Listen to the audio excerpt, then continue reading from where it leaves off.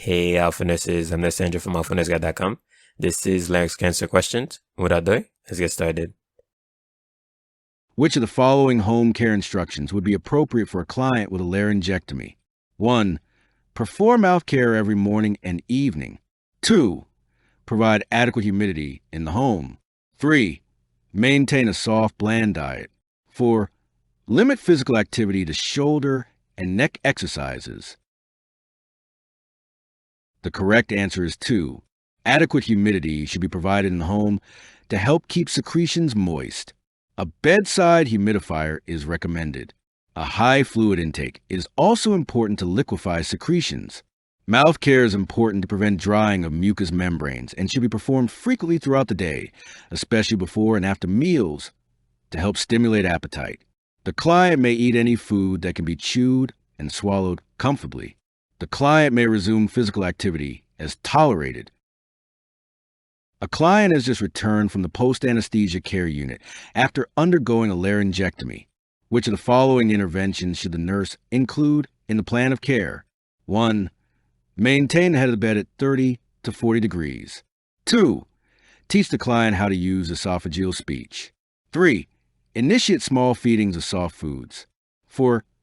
Irrigate drainage tubes as needed. The correct answer is 1. Immediately after surgery, the client should be maintained in position with the head of the bed elevated 30 to 40 degrees to decrease tissue edema, facilitate breathing, and decrease pain related to edema formation. Immediately post-operatively, the client should be provided alternative means of communicating, such as a communication board. As healing progresses and edema subsides, a speech therapist should work with the client to explore various voice restoration options, such as the use of a voice prosthesis, electrolarynx, artificial larynx, or esophageal speech. Food is not initiated in the immediate postoperative phase. Enteral feedings are usually used to meet nutritional needs until edema subsides. Irrigation of the drainage tubes is an inappropriate action. What areas of education should the nurse provide employees in a factory making products that cause respiratory irritation to reduce the risk of laryngeal cancer? Select all that apply. 1. Stopping smoking. 2. Using a HEPA filter in the home. 3. Limiting alcohol intake. 4. Brushing teeth after every meal. 5.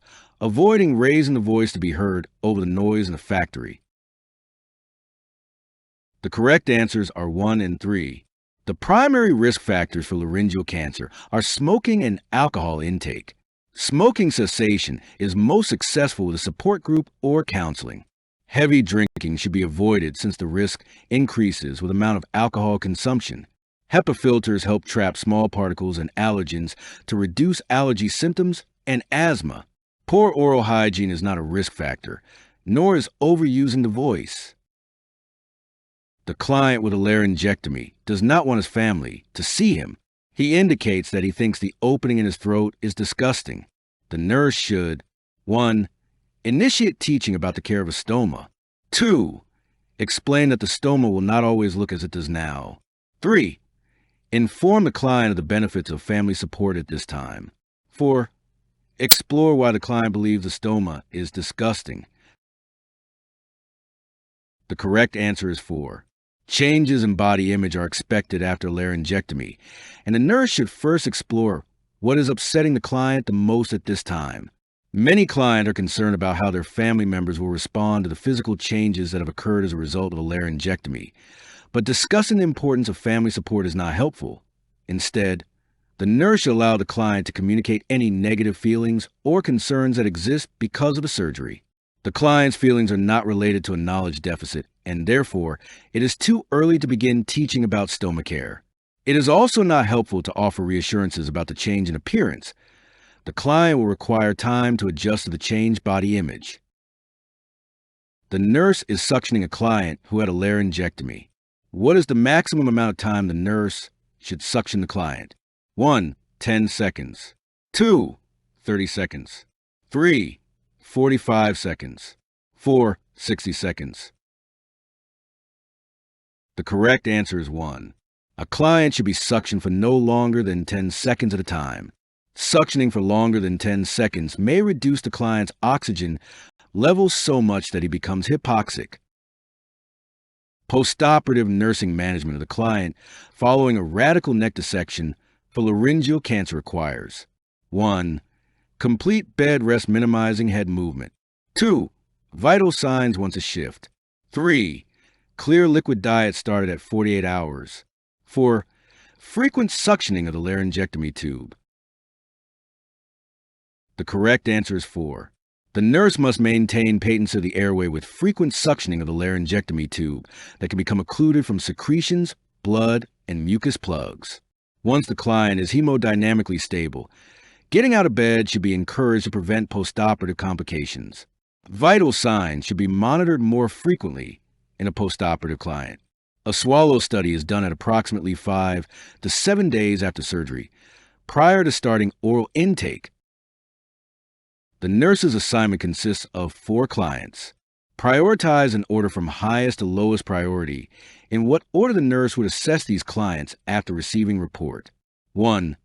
An 85-year-old client with bacterial pneumonia, temperature of 102.2 degrees Fahrenheit, and shortness of breath. 2. A 60-year-old client with chest tubes who is postoperative for 2 days following a thoracotomy for lung cancer and is requesting something for pain. 3. A 35-year-old client with suspected tuberculosis who has a cough. 4. A 56-year-old client with emphysema who has a scheduled dose of a bronchodilator due to be administered, with no report of acute respiratory distress. The correct order is 1, 2, 4, and 3. The elderly client with pneumonia, an elevated temperature, and shortness of breath is the most acutely ill client described and should be the client with the highest priority. The elevated temperature and the shortness of breath can lead to a decrease in the client's oxygen levels and can predispose the client to dehydration and confusion. Then the nurse should assess the client with a thoracotomy who is requesting pain medication and administer any needed medication. The client with emphysema should be the next priority so that the bronchodilator can be administered on schedule as close as possible. The nurse would then assess the client with suspected tuberculosis and a cough. Which of the following is an expected outcome for a client recovering from a total laryngectomy? The client will 1. Regain the ability to taste and smell food. 2. Demonstrate appropriate care of the gastrostomy tube. 3. Communicate feelings about body image changes. 4. Demonstrate sterile suctioning technique for stomach care. The correct answer is 3. It is important that the client be able to communicate his or her feelings about the body image changes that have occurred as a result of surgery. Open communication helps promote adjustment. The client may not regain the ability to taste and smell food because of no longer breathing through the nose, or because of radiation therapy treatments, or both. A gastrostomy tube would not typically be placed after a total laryngectomy, nor would it be necessary for client to demonstrate sterile suctioning technique for stomach care. The client would use clean technique. A client has had hoarseness for more than 2 weeks. The nurse should 1. Refer the client to a healthcare provider for a prescription for an antibiotic. 2. Instruct the client to gargle with salt water at home. 3. Assess the client for dysphagia. 4. Instruct the client to take a throat analgesic. The correct answer is 3. Hoarseness occurring longer than 2 weeks is a warning sign of laryngeal cancer. The nurse should first assess other signs, such as a lump in the neck or throat, persistent sore throat or cough, earache, pain, and difficulty swallowing. Gargling with salt water may lead to increased irritation. There is no indication of infection warranting an antibiotic. An oral analgesic will provide only temporary relief of discomfort if hoarseness is accompanied by a sore throat. The nurse is making rounds and observes a client who had a tracheostomy tube inserted 2 days ago. See figure below. The nursing policy manual recommends use of the gauze pad. The nurse should 1. Make sure the gauze pad is dry and the client is in a comfortable position. 2.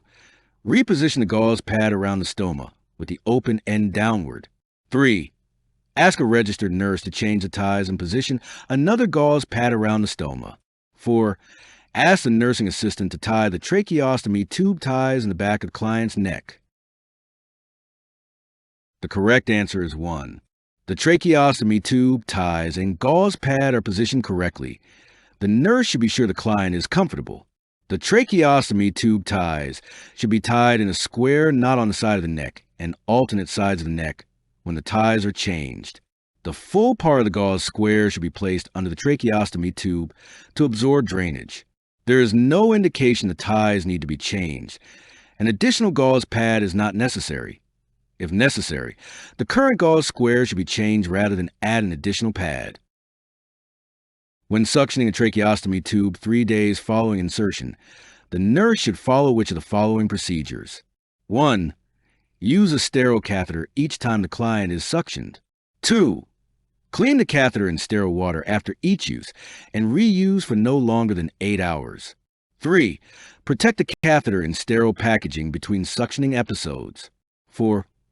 Use a clean catheter with each suctioning and disinfect it in hydrogen peroxide between uses. The correct answer is 1. The recommended technique is to use a sterile catheter each time the client is suctioned. There is a danger of introducing organisms into the respiratory tract when strict aseptic technique is not used. Reusing a suction catheter is not consistent with aseptic technique. The nurse does not use a clean catheter when suctioning a tracheostomy or a laryngectomy. It is a sterile procedure. A client who has had a total laryngectomy appears withdrawn and depressed. The client keeps the curtain drawn, refuses visitors, and indicates a desire to be left alone. Which nursing intervention would most likely be therapeutic for the client? 1. Discussing behavior with the spouse to determine the cause. 2. Exploring future plans. 3. Respecting the need for privacy. 4. Encouraging expression of feelings nonverbally and in writing. The correct answer is 4. The client has undergone body changes and permanent loss of verbal communication. He may feel isolated and insecure. The nurse can encourage him to express his feelings and use this information to develop an appropriate plan of care. Discussing the client behavior with his wife may not reveal his feelings. Exploring future plans is not appropriate at this time because more information about the client's behavior is needed before proceeding to this level. The nurse can respect the client's need for privacy while also encouraging him to express his feelings. You can get my NCLEX course review. Links will be in the description. I'll see you guys in the next video.